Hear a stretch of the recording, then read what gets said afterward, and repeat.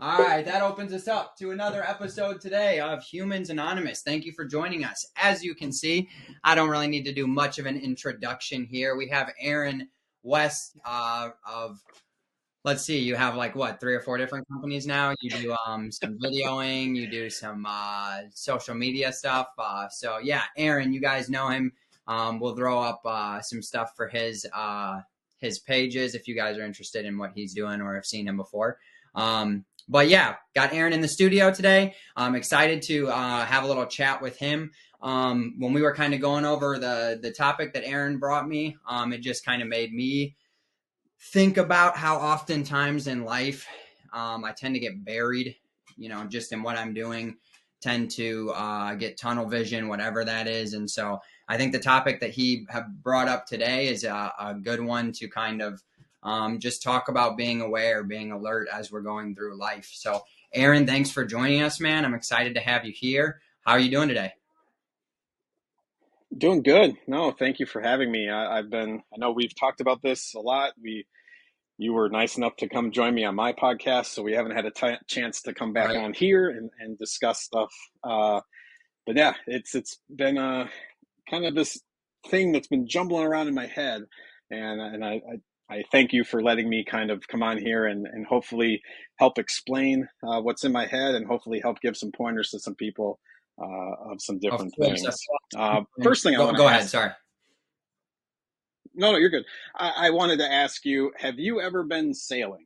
Have you ever been on a sailboat? I've been Is that something that you've ever done before? I'm trying to think. I don't think I've been on like a boat with an engine, but never a sailboat. Yeah. So at least for me, I'm lucky enough. I've got some friends that do that. I actually hung out with like the sailing team when I was in college, so I was lucky to be able to participate in some sailing activities, and it's to me it's an awesome sport, super technical, very hard. I was lucky. We went up on Lake Superior, the Apostle Islands, me and 3 of my buddies, I believe, having typical boys weekend, kind of having fun, doing stuff. We're off sailing, kind of going to different islands and whatnot. Final night, we're coming back, and as most crazy guys do on a boys weekend, we're always kind of challenging, kind of pushing each other to see, hey, can you try this? I bet you can't do this. As I'm sure you have done plenty of stupid things with your boys. It's just kind of what we do. So we decided so when you go sailing, there's a little like lifeboat that kind of is tied to your sailboat, just in case if your boat sinks, you have something there just in case. I know this is a long story, but trust me, it's going somewhere. So we started calling it, it's called a dinghy. And so we decided to do some dinghy jumping. So we would jump from the sailboat into the water and then try to catch the dinghy as the sailboat is pulling it along. And then you climb it, and then you got to climb the rope back up to the sailboat. So it's extreme. Obviously, like I said, it's a dumb activity that we decided to do. It sounds first time up my alley, though. So first time we go through, I do fine. I get back to the boat. Second time, I'm a little fatigued.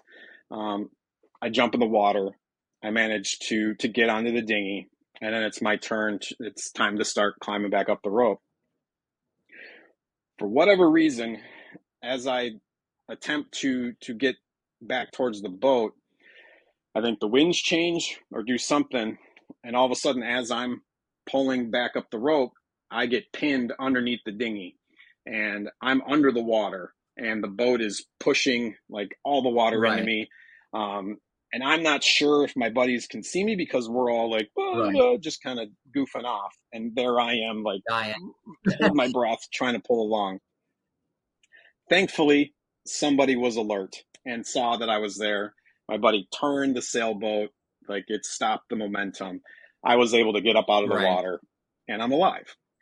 So essentially, and granted, this is a long-winded story to kind of go towards an old Army slogan, because this is something that was really kind of punched into us as far as like, you need to know this: stay alert, stay alive.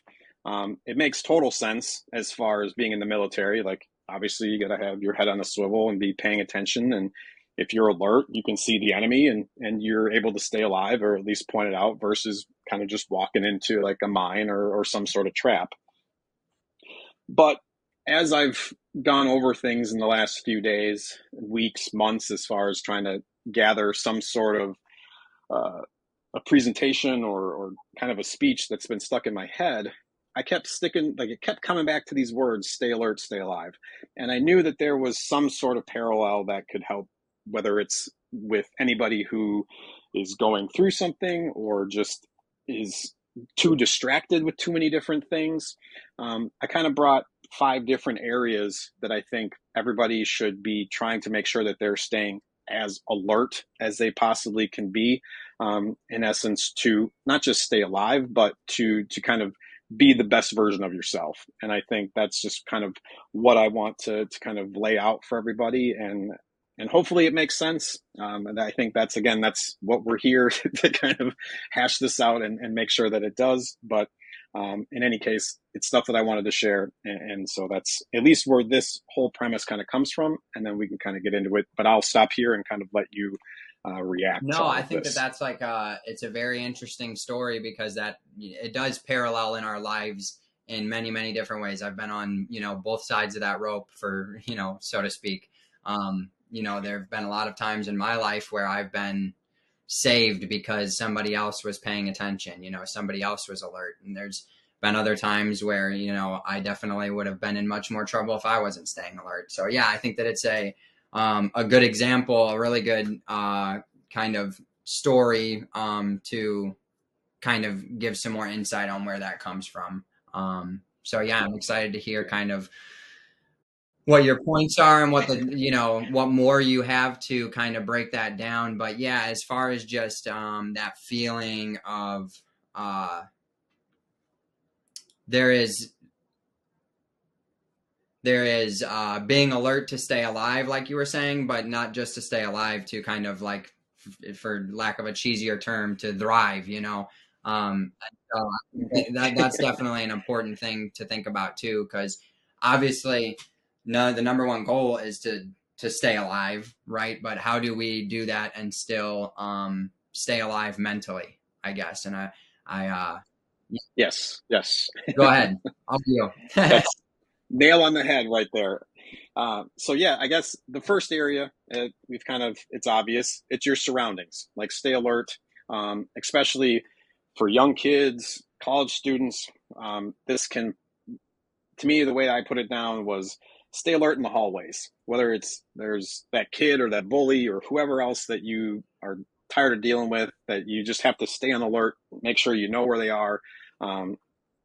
Same thing if you're in a big city that you don't know, staying alert. I think it's so funny, especially at night. And it's one thing I would preach to anybody, whether it's women or men. Like, if you're alone in the middle of the night, one of the things that it always rings in my head, that when I realize I've been kind of walking and not paying too much attention, it's check your six. Like, all of a sudden, just turn around and make sure that you're not being followed. Just kind of be aware of the situation.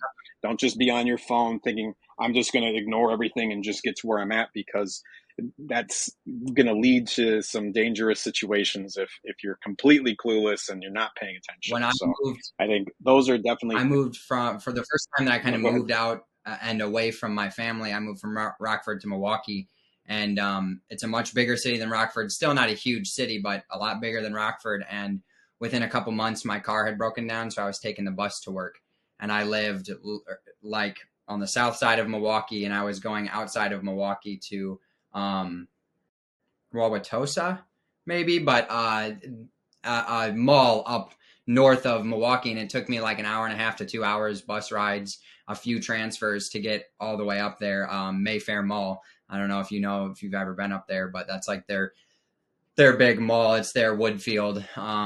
And so I remember always, especially at night, coming home from work, because I was the manager of a shoe store out there, and so I would always close, and I would go home and I was always at first very aware of, my surroundings and very alert just because it was a new place. And like very quickly that faded away. Granted, I was doing a lot of, other, drugs and drinking. And so that kind of deafens your, sense of awareness as well. But I remember one night I was walking home and I normally walk down the main street and then turn onto Beecher Street, which was the road I lived on. And I decided just like, I'm going to cut through this alley today. I've gone through there during the day. I'm going to go through there at night, and wasn't being alert, wasn't checking behind me, and got jumped by two kids who took my wallet and ran. Like, and it wasn't like that. I didn't get sent to the hospital or anything, but it was just like I lost all of my cards and my ID and my money and everything because I wasn't being aware. So talking about a new surrounding, that's definitely something I'd think of immediately. It's like, just like you're saying, in the school hallway, in your surroundings, in your city, like you have to be alert because you don't know who is on your six, Yeah, and I guess there's the give and take. It's don't be paranoid about every single thing that's out there, thinking that everyone's going to try to attack you. It's finding that balance and just being confident in yourself. But then, as well with that, it's something that can kind of marry with being alert is understanding what your capabilities are, whether it's your own self-defense. If there's things that you can have with you, whether it's a taser or something that's going to make you feel safer, it doesn't mean that you should be less alert. Yeah, but I think that there are other things to think about when in that situation. To being aware is also just as different, or is just the same as being prepared. I think it's one of those things too, where those go hand in hand as far as understanding the situation, knowing, like you said, if I'm going to go on this bus or if I'm going to go down this alley, knowing, okay, I know I've got certain things on me to make sure that I'm confident enough to kind of go through there and be safe, or at least know that I'm going to be okay or defend myself. Yeah, one thing that comes to mind it's definitely one of those is just like the whole idea of be prepared for the worst and hope for the best. Like don't walk around cynical, ready to, stab somebody who steps in front of you, but also be prepared to, if somebody does, approach you or start attacking you in some way, be prepared. That's a good thing that I was not, I never was when I lived out in Milwaukee. And that was, part of it too, is like anybody could have come up to me and done pretty much whatever they want because I was defenseless. And so that's a good point. Be prepared for the worst, but like you were saying, don't be cynical. Most people are good. The vast majority of people are good, and so don't walk around thinking that everybody is out to get you, because that's not the case. Yeah. And then the last thing I'll kind of mention as far as surroundings go is just trust your instincts. Like, you've been in a lot of different situations. You're going to kind of have that you're going to get that spider sense sometimes of like, something doesn't feel right. That's at least, like I said, that's when I'm like, okay, I need to check or just kind of do different things. But trust your gut, trust your instincts. It's one of those things. Don't try to like shut those thoughts down when you're walking around like, oh, there might be somebody there. Like, be honest with yourself. Like, okay, there might be somebody there. Let's check. Don't live in a dream world.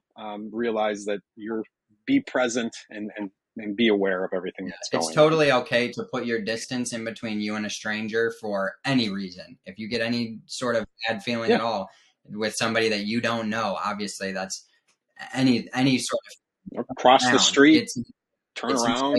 Even if you've got to waste an extra 10 minutes and you're late for work, but you'd rather show up to work than not. I think that's good. Like, I know that a lot of the young women in my life have talked to me about struggles with that, like not wanting to hurt somebody's feelings or make somebody feel bad. And it's like, sometimes they don't 100% have good intentions with, those women. And so don't feel bad by, having to step away from someone if you're uncomfortable. Like, always safety, always trying to be nice. Don't feel,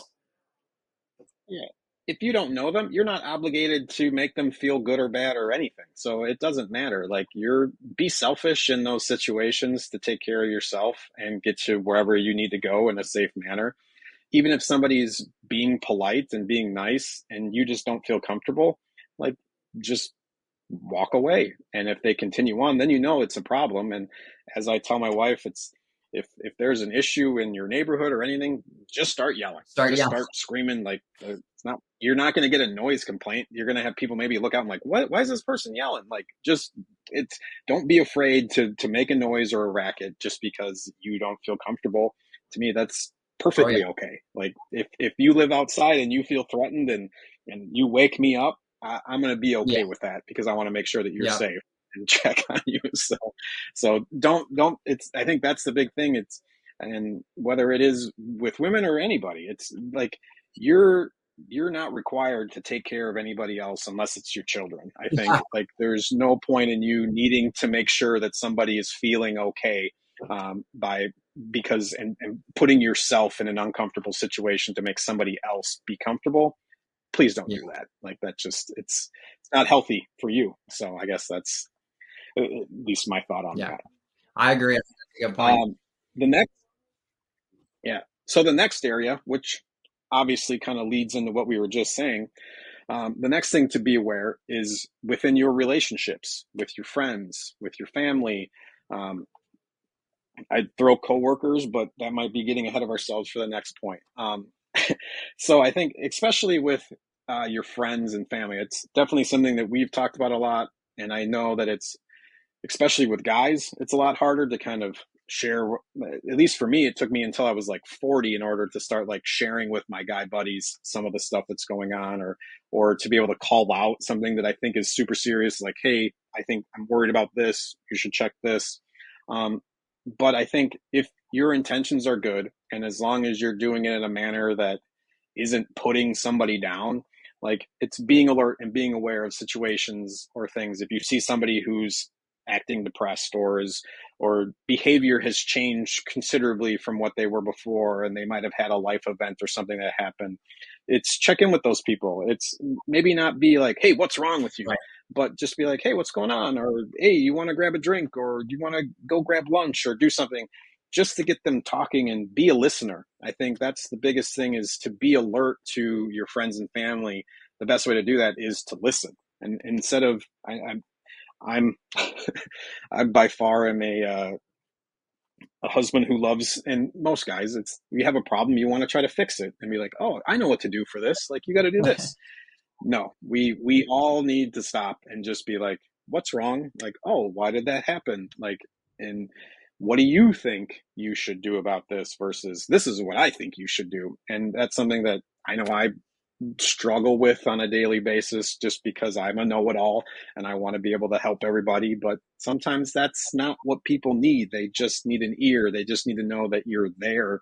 And by being aware and being alert to other people's tendencies, behaviors, you can be that person to kind of be there and be there for them. And obviously, family might be a little harder because you live with them. It might be something that like you just kind of butt heads on certain topics and things. But it's, I think if you are consistently just trying to do things that help them, that they, maybe it's one of those things where they're behind on their laundry, so you decide to take care of Right. it for them, or you just try to do little things to kind of make their day a little bit easier. And then just so, and then they'll realize like, okay, he's here, he's trying, or they're trying to help, but maybe they don't know how to help. And so I think it's being there is a big way to stay alert with your friends and family as far as dealing with those different relationships. Yeah, I So know. I personally, I would agree. I struggle kind of in the same. I tend to put blinders up as far as, dealing with family can be hard sometimes. Putting blinders up in either direction, kind of not, allowing yourself to think that somebody is actually depressed or is actually having a hard time or is actually struggling. And also, the other way, if, somebody in your family really upsets you, it's hard to, help them or give them any leeway or grace when you're already got beef with somebody. Like family, it's just so close that that's definitely a tough one. Even me and my wife obviously have differences, in our marriages, in our personalities and in our marriage. And so, yeah, just being alert and being aware of what that person needs from you, what that, like you're saying, tendencies and all of that stuff. It's, I mean, I'm coming up on 4 years of marriage, and I'm just scraping the very surface of trying to figure it out completely. But, yeah, I think that it's important to be aware of, like, especially with those close relationships, because like I said, family, it's tough. And so if you can really kind of step outside of the relationship a little bit and look at things outside of the relationship a bit, that helps too. I think that that's something, at least for me, that has helped me kind of stay aware of situations, of what's going on, kind of taking that time to step away and be like, okay, let's pretend that she's not your wife, or that's not your brother, or that's not your daughter. Like, let's step out of the picture for a second. Are we being reasonable? And maybe sometimes you are, maybe sometimes you aren't. But I found for me that helps, because yeah, family, it's very tough to not be biased either way with your family. Yeah, it's funny. This is a totally different side, but it made me think of it. One of the things that I've always, if you are dealing with depression, anxiety, whatever it might be, one of the things that I've always kind of rung the bell on is finding like a therapist or somebody to talk to, because they are non-biased. A lot of times I would hear people like, "Oh, just go talk to your friends and family." I'm like, they're biased and they have an agenda to me. Like, they want me to do whatever that they're thinking I should be doing. Whereas a therapist, it's either going to be the money, that's why they want you to come back. But for the most part, they're just non-biased. They're there to be like a sounding board, to kind of, you're able to vent everything that you might want to say that would offend the person that you want to say it to. Whereas this person is just going to be like, okay, that's interesting. And so definitely, if there is a situation where you're able to go and go to therapy, I would highly recommend it, just because it is something, it's helped me, and it's helped a lot of people that I know. So obviously this is a side sidebar lesson, Great. or story, but yeah, I'm Go ahead. Sorry. no, Well, I I'm was just saying, finished. kind of talking about, like, especially dealing with family. I am as well. I'm in counseling, and like that's been a huge thing. Getting somebody else's opinion. You can only pull yourself away from the situation so much. I think that also finding somebody, even if that's like maybe a friend that doesn't know your family real well, or somebody. If maybe can't afford a counselor or don't have time to go to a counselor, find somebody who can give you an opinion from that, third party kind of perspective. Yeah, I'm going down a wrong tangent with this, but it's funny. I'll end. I heard some stat, obviously on social media, so take it for whatever it's worth. Um, the fact that if there's a husband who has like a best friend that he can vent about his wife to, that relationship, that marriage is going to last longer. Obviously there was no percentages or anything that kind of went with it, but it if the only person you have the vent to is your partner, chances are that's probably not the healthiest situation. So it's always nice to have somebody that you can kind of, this, Oh yeah. like whatever it might be, and Well, I don't know about then you, be like, but "Oh, hi, honey." Like, sometimes it helps me to say what I'm frustrated about, so that I can see how silly it is. And if I'm saying all of that to my wife, what good does that do? Other than to make her feel yeah, bad about something that I now know is silly because I heard it yes, out loud. yeah, yeah. That's the struggle with, uh, not with the word vomit. You want to say And what's on the top of your and I feel head, like that when applies in to essence you need relationships to not. across the board too. Like, there are some things that I will think about my friends or be like, this is really irritating. And then once I talk to somebody about it and they're like, are you sure you're not just being a little sensitive? Like, it helps me. And then I'm like, oh, now I don't even need to go talk to this person and ruin their day and have this bad conversation with them, because now I know, okay, yeah, I'm being a little bit ridiculous. So yeah, I think that applies, Yeah, definitely across the board when you're talking about relationships. yeah. There's plenty more I could talk on this one. The last point, though, is that I would say about relationships is at the start. So when you're making new relationships, make sure that you're aware and staying alert to any kind of, like we mentioned before, any kind of little things. I got, whether it's unlucky. Um, I moved around a lot when I was growing up, and it's funny, we were just talking about this with my wife. Um, the fact that I had to move so much was difficult in the fact of losing friends, but I was able to work by social skills because I had to make new friends quite a few Right. times. And then when it came to my last stop, which was high school, um, and I started noticing that some of the shadier characters were always the ones that approached me first when I was the new kid. And so I kind of realized that was like, oh, like this person's coming up to me and wants to hang out, but I realize this is probably not the best situation if I continue on or kind of go down this route. So I got lucky in the fact that I was like kind of able to see some of the things that possibly would happen depending on, and granted, it's uh, a lot of stereotyping, so maybe that's not the best of things, but it's being aware and just making sure, again, trust your instincts and all that.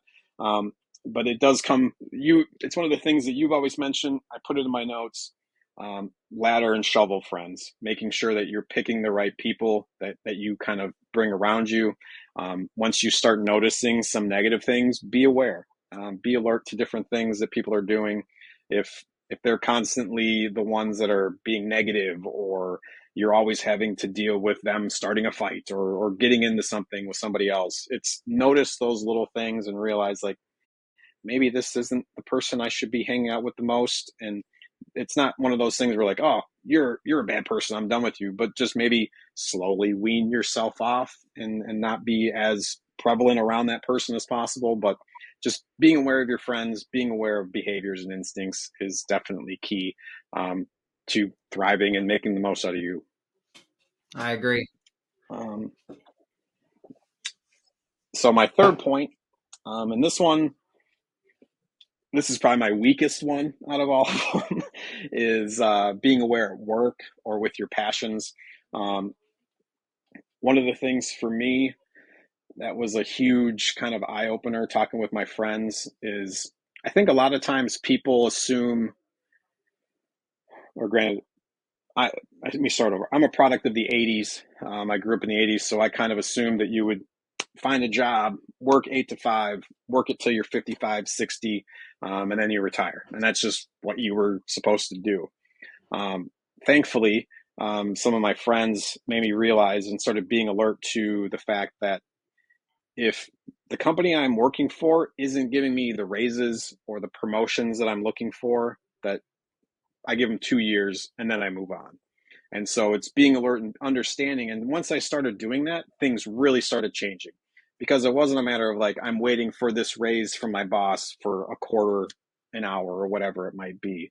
When if I could go and find that exact same job somewhere else and make $5, $10 an hour more, why wouldn't I do that Right. move if I'm doing the same work, same tasks? Like, and so for me, once I started, I was in a warehouse and doing warehouse jobs and retail jobs for a lot of majority of my life. And once I started talking to the guys that are in corporate, because that's what they do in corporate America, you work two years and then you transition. You either get promoted. If you don't get promoted, you find a similar job and you move to a different company. And that's how you move up. That's how you make more money. And I was like, well, that makes sense versus me getting like a 3% raise every Yeah. year. Why not? I figure out how to do this. So, but that's just understanding your career and going through that. I think a lot of times being alert and being aware, it's very similar to the relationships. I don't, like I mentioned before, coworkers. It's one of those things to understand they're there to make money just like you. And thinking that they're your classmates like high school is not the case. They're not there to be friends. I definitely made that mistake a few times until I finally realized like, oh, they're just coworkers. They're not like, depending on where you work, I guess that's the thing too. They're not teammates, they're coworkers. Excuse me as I burp all over you. You're good. Um, uh, but yeah, so staying alert, I think, again, for me, I always was one who was late. So being aware of what you're wearing, when you get on, when you get to work, how you're relating to other people. It's again, it's being present and understanding, like, okay, like you mentioned before, if I say this out loud, how silly or goofy does it sound? But in the same respects, it's like, from the outside, how does my work ethic look? Am I showing up late? Am I looking like I just woke up and didn't shower? And because all of those things are going to contribute to how everybody else reacts to you. If To me, it's like, if you roll out of bed and you just don't look like you're ready for work, chances are I'm going to keep my distance and worry about my stuff. And if you're messing up something over there, I'm probably not going to help you out. Whereas if somebody that I'm friends with who looks the part, kind of is there helping me out as well, I'm more likely to go and help them when something goes wrong. And that kind of is across the board for a lot of different things. If you're really reserved and you think that you're smarter than everybody else, and like, why am I not getting promoted? Like, doesn't everybody realize, like, I'm the one that's doing all this work? Those are the cases where it's like you're not being aware that you're kind of the poison pill in the group. Like, no one wants to work with you because you're negative, however it might be.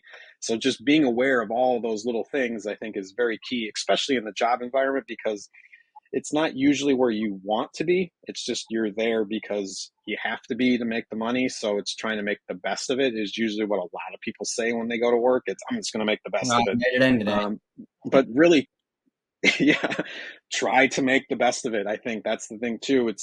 And another little tangent to drop on this one. And I think we talked about this when we had lunch a month or so ago, was prep your mind as if, like, for me, I have been thinking at least like the last 3 years that I have a media empire. I don't, but I'm envisioning and I'm trying to do the daily tasks of someone who would have that. And I think if you are working in a warehouse and you're like, well, that's not going to work for me, or you're working retail, if you start envisioning or start thinking, well, what if I was the manager, or what if I was the regional manager of this place? What would they want me to be doing, or how would I make them notice me? And then you can figure out different ways to move up if that's what you want to do. If you like your job and you're content, then that's fine. Just make sure that everyone around you makes sense and is happy with what you're doing. So being at work, being alert is key to it's key to happiness for a lot of people, because I woke up hating my job. So I definitely understand where a lot of people are out there with that same sentiment as I well. think you said that this was your weakest point, but like I wish that I could bottle everything you just set up and take it to everybody.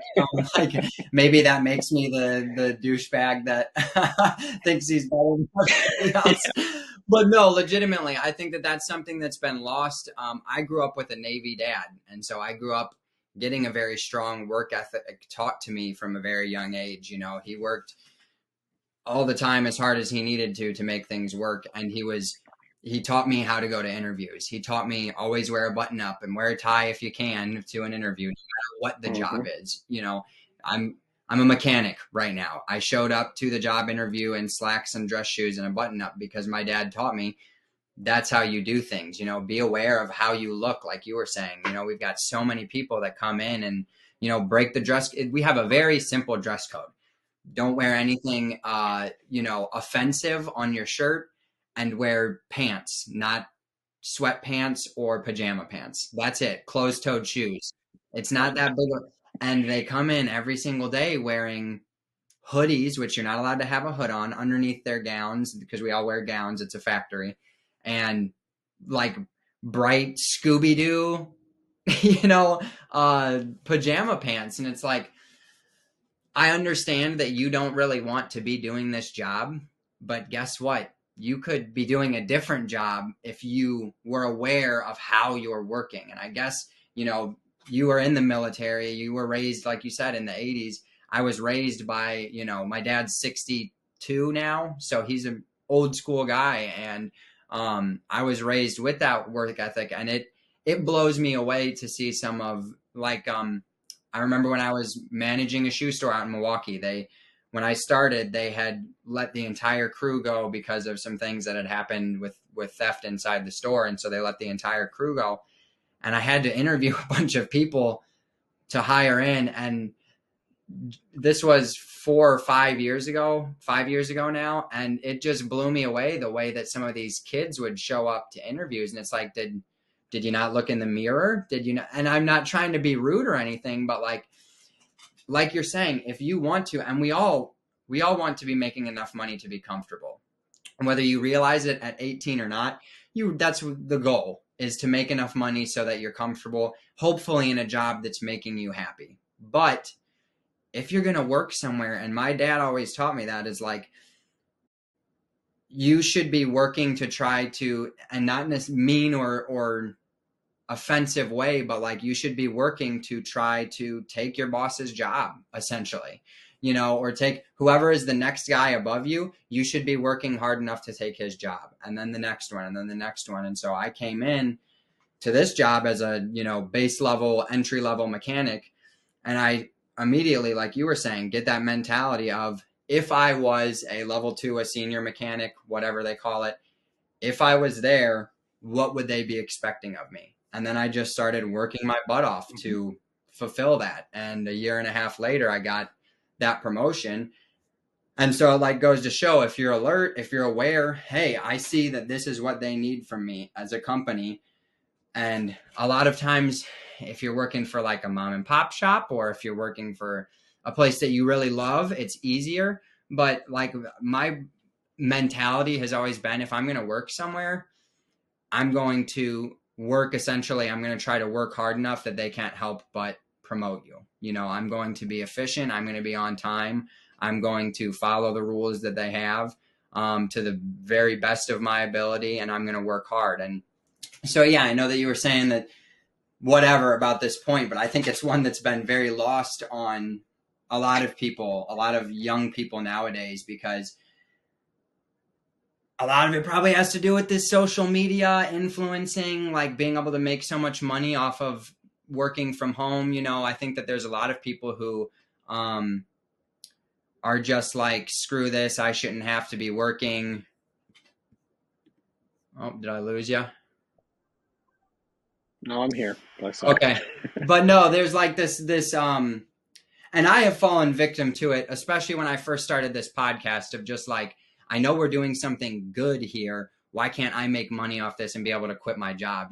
But it's like, just keep working hard at whatever it is you're working at, whether it's this, which I, have continued to try to work hard as hard as I can, or my job, put everything into it. And I think that is a lot of being alert and being aware at your place of business. Obviously, like you said, the relationship with your coworkers, you don't even really have to be friends with them, but in order to do well, you got to work with them.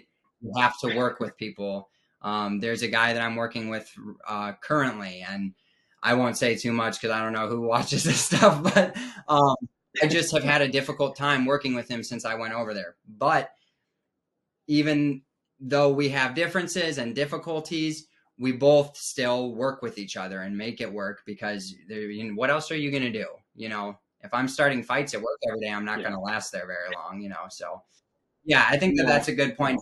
I rambled on there for a long time, but I do think it's very important when we're talking about work, of be aware, like, do 100%. Because if you're not going to, go somewhere else where you can do something 100%. You will eventually find something that you go, okay, I see that I can do this well enough to continue to do it and make money. If you try enough things, and there's no shame in saying, I don't like this job, and going and getting a different one.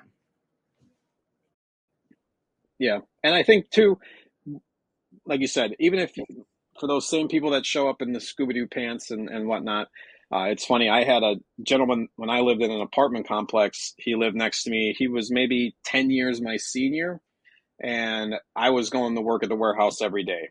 And we would usually have chats, and he said he's never seen anybody, or he hadn't had anybody in his life show him the consistency of like the way that I was going to work, like on the clock, 7:30, I was leaving to go to work.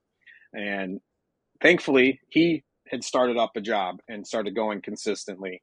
And so that was one of those things I was like, that's great. I think he was aware and noticing like, oh, this young guy's doing this. Like, why can't I?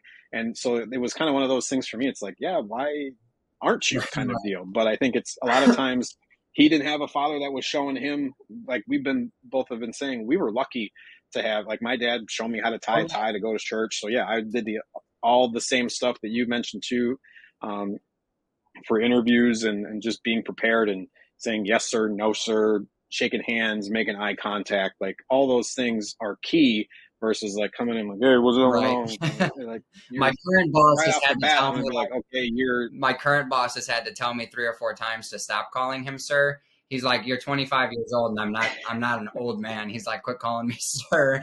But it's that yes, yeah, I'm very lucky to have had a dad and parents in general that raised me to understand that you do have to play this game to an extent, and as much as it is a game, it's also like it's just being respectful to the fact that you want to do whatever it is that you're going to apply for.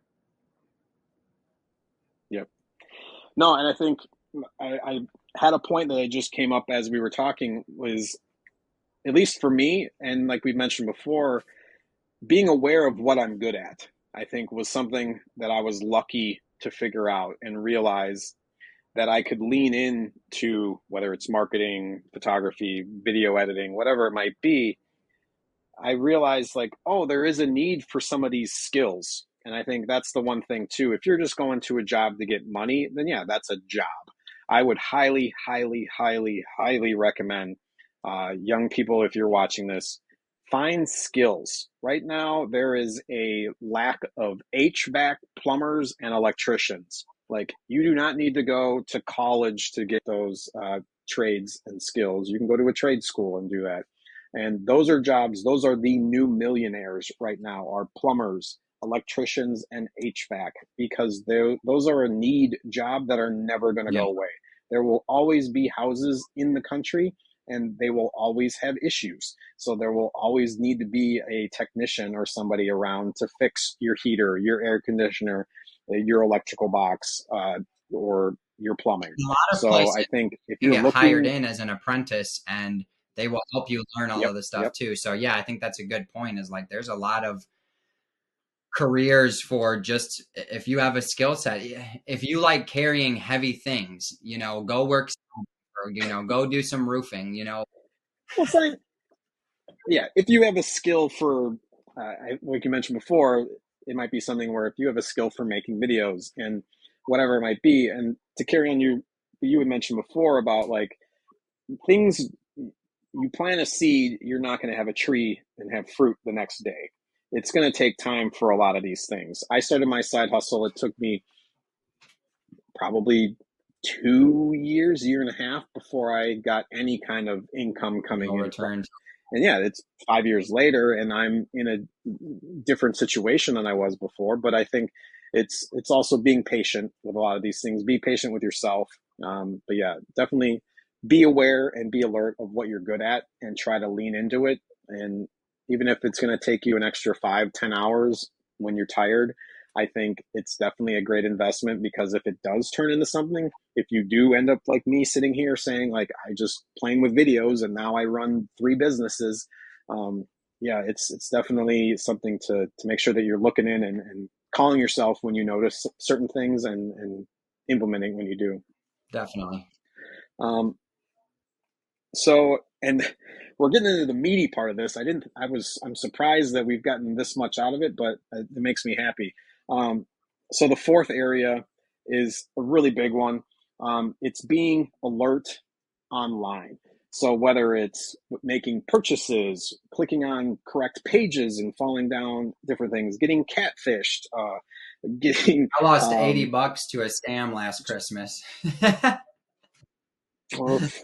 yeah, and so there's lots of different things like that'll come up, Yeah. that it's just being aware of where you're clicking. It's funny, like my whether it's your parents, and I'm gonna throw my dad under the bus on this one, of saying, "Oh, do you like so and so in Office? Like, click here," and then he clicks, and then he's got a bunch of pop-ups because he didn't like so and so or whatever, and so he falls down the rabbit hole of all of these things, and then is asking me why is he having issues or random spam texts that keep coming up all the time, and it's like, you weren't aware about what you were clicking, and didn't pay attention, or Online dating, I think that's another big one too for a lot of people, whether it's your uh, dating in general online, I'm sure is crazy enough as it is. It was 8 years, 9 years ago when I did it before, and I'm sure it's even crazier now of just the way um, being aware in a relationship, like we mentioned before, like if you're going to go on 5 different dates with different people, are you aware that the other person might be doing the same thing too? And if you're going to get your hopes up because of somebody, oh, I lost you, but you're back. As you can So yeah, just Yeah. No, I think at least for me and my wife, it's we have like the location tracking on. So then if I do go somewhere, she's at least has the comfort of knowing where I'm at, and knowing like, okay, he's not in a ditch or off in some other state. She can see, oh, he went here. So that's if that's something that you are able to do, I would definitely recommend it with somebody that you trust. Obviously, you can turn those things off if you don't want to be tracked all the time. Oh yeah, So but yeah, that's a it's good thing, definitely especially like family. Yeah, my dad was telling me about somebody he knows from church who was selling, um, maybe it was a car or something pretty expensive on Facebook Market, and got robbed by the guys who showed up to look at it. So that's another, situation. It's not always dating or relationship. It's something as easy as, let me pick up this or whatever, and all of a sudden you're, gun in your side. yeah. Give me the money. So, I think go ahead. I was like Nate Bargatze. I never remember his name. I don't have my name jar. I'd have to stick $1 in if I screw up a name. He has the joke of like his wife sells stuff on Facebook Marketplace, and he's like, best case scenario, they get $5 for this kid's toy. Worst case scenario, the entire family is murdered. Yeah. So be careful on Facebook Marketplace. I would suggest picking a meeting place. Since my mom does it all the time, I definitely say, please don't have anybody come to the house. Like go somewhere and meet in a public setting, whether it's like a mall parking lot or just somewhere where other people are around. That's being aware, be alert, like make sense that do smart things. Just don't invite somebody over that you don't know to your house if you're there by yourself. That's just not smart. And be careful, unless you are on a dating website or app, be careful about starting relationships online. It's very easy for people to hide behind an account, hide behind a keyboard, and be a completely different person than they are in reality. And I'm not saying that as a don't make friends online, but don't always Beware. 100% trust and believe in everything you hear, read, see online, even if it's from someone who you think that you know. No, dead on. Absolutely. Which kind of leads us into the last one. I know we've almost pushing an hour here. But I think the thing to be most alert and most aware is yourself, is your mind. I think for me, once I became aware of the control that I have over my mind and the ability that it can influence, like you were talking about before, it's you can get in your own way sometimes where I started noticing it at work, whether it's I'm hungry and there's an issue with my spouse or partner, whoever I was dating at the time, and then there might be an issue at work, and those three kind of triggers can all of a sudden set you off on a bad day. And it's like all of a sudden this is the worst day ever. I dropped this role of something that I needed to do. My girlfriend is being a jerk and saying whatever, and my guts hurt all day because I ate a hot dog that I probably shouldn't have at 2 a.m. last night. And so it's understanding and catching all of those things and being aware and thinking like, okay, let's slow this down one thing at a time. Do I need to go eat? Okay, let's go eat and take care of that. Do I need to apologize or resolve a situation and just eat crow because I just want to move on and I don't want to be dealing with this feeling of like, oh, she's mad at me or I'm mad at them or whatever it might be. Take each one of those things one by one. I know a lot of times that can become very overwhelming when we have, maybe it is just three things that happen that go against you. And then like, oh man, everything, then you start noticing every bad thing that shows up versus the good things that are happening. It might be an awesome day that everybody from the outside is seeing like, oh, he's got he looks good. He's dressed up. He's extra friendly. And you might be dealing with whatever demons that you're dealing with. But try to make sure that you're not just on autopilot and just like, oh, I'm just going to deal with this. I know a lot of times you get stuck in the routine and there's just no time to kind of get out of whatever funk you're in just because I don't got time to worry about this. I got to go to sleep. I got to take care of the kids. I got to get up and go to work the next day. And so I think a lot of times we get sucked into that routine vortex. And then all of a sudden it's like 3 years later and you're like, what happened? Like how did this, what's going on? And so at least that was for me. It's like, I had to have like a moment where I'm like, okay, am I happy? Am I content with my job? Is this something that I really want to be doing? Do I really need to be here? If I quit and am I happier somewhere else? Am I willing to kind of maybe miss a pay cut or miss a paycheck for 2 weeks in order to find a better situation versus the stressful situation that I'm in right now? So I think for everybody, it's having that understanding, like you said, take yourself out, look from the outside. Is this something that makes sense? Should this be something I should be upset about? Is this something that I actually should be happy about? And I'm not. I think there's lots of times where we kind of just overlook things and just kind of we're on to the next kind of deal. And it's on to the next stress typically is usually what it is versus like being present, enjoying what you have. And I'm a big Gary Vee guy, gratitude, like just being thankful for what you have and realizing like, hey, we could be born in some other country and we didn't have a chance to pick our parents, but it's like, you might think everything's happening to me because of this or that. And it's like, no, there's somebody somewhere that wishes they could be in your situation. Definitely. Even if it's the crappiest day that you're having, there's somebody who can't walk that wishes they could walk. There's somebody without food watching you eat. There's somebody who's living on the street who's jealous of your apartment, that your single studio apartment that has no furniture in it. Somebody's jealous of you for those things. And yes, there's lots of terrible things happening in the world. There's also lots of good things that are there and people just aren't looking for it because we hear all the bad things, whether it's on the news or on your phone, you get a new alert, like so-and-so bombed whoever. We're constantly bombarded with negative imagery, talking points, and every kind of thing that's out there that just kind of pushes us down into that box and then makes us not want to look out and just like, I just got to go to work. And so it is hard for a lot of people to take a jump to try to find that happiness. But I really hope that a lot of people will take the chance to kind of take a leap on themselves and try to find a happier life, a better life than whatever that they might be stuck in or feel that they're trapped in. You know, I'm like, in reality, one thing that you're not. I think about when you say, like about gratitude, it's like the situation, like you were just saying, you think you're in. I oftentimes get frustrated when I have to come home from work and do things at the house. I heard this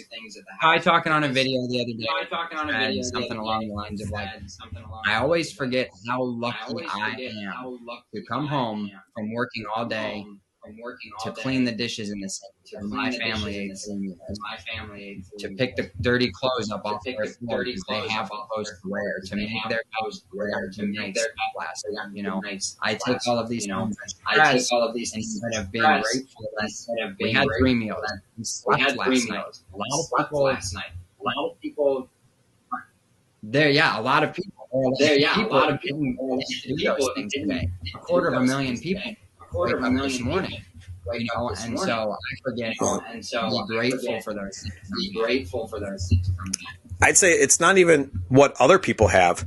Imagine who you were before them, before Mario. Yeah. Like that person that was before where we're at now wishes we could have had. When we were single, we were wishing to have somebody with us, and then when we were dating, we were wishing. Oh, I can't imagine the how cool it would be to have a Yeah. kid with this person. And then you have one. And then it's like, okay, now it's the chaos that comes with all of this. And then you're like, We forget we're living well, the dream. yeah, this is what you wanted like 6 years ago. And now you're here complaining about little things. And it's like, yeah, you got to do the dishes. You got to pick up some laundry. But would you rather be alone, not having Right. these happy faces and feet running around with you?